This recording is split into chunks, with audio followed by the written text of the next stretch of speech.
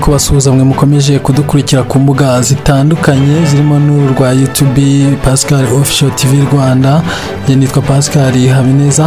Uyu akaba ari umwanya w'amakuru mu Kinyarwanda mu buryo bw'incamake. Ikigo cy'igihugu cy'ubuzima RBC cyatangaje ko mu cyumweru cyo kwibuka ku nshuro ya 29 Jenoside yakorewe Abatutsi mu mwaka w'1994 mu mwaka ushize abantu bagaragaye ihungabana banganaga n'ibihumbi 2184.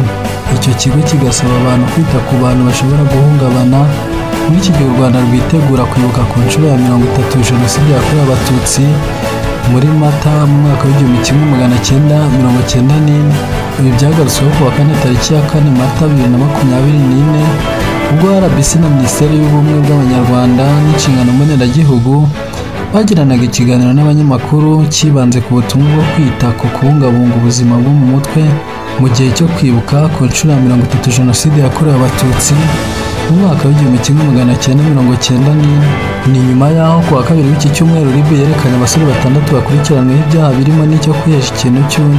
Urwego rw'igihugu rw'ubugenzacyaha RIB rwari rutaye muri yombi Uwimana Jean Marie Vianney wari umuyobozi wa Super Free to Trade STT yacucuye benshi aho yakoraga mu buryo butemewe ubucuruzi bw'amafaranga hakoreshejwe ikoranabuhanga.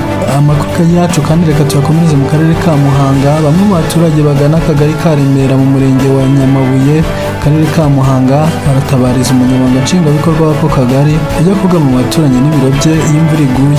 Aba baturage bavuga ko bibabaje kubona akagari ko mu mujyi kava bigatuma bagakoreramo n'abakagana bajya kugama ahandi mu gihe cy'imvura banatinya ko igisenge cyaboze kubera imvura cyabagwira. Abadepite bakomeje kugaragaza ko gushyingira abantu batagejeje ku myaka 21 biteye impungenge kuko baba batari bubaka ubushobozi mu by'ubukungu ariko n'umubiri wabo ukaba utaragira ubushobozi bwo kwihanganira inshingano nyinshi zerekeye kwita ku muryango. Amakuru yacu reka tuyasoreza muri myidagaduro.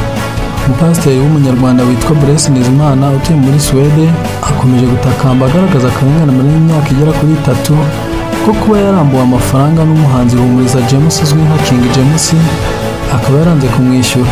Abije ku rukuta rwa X, Nizimana yandikiye Perezida wa Repubulika Paul Kagame amusaba ko yamurenganura. Amakuru ku buryo bw'incamake mu Kinyarwanda reka tuyahinire ahangaha.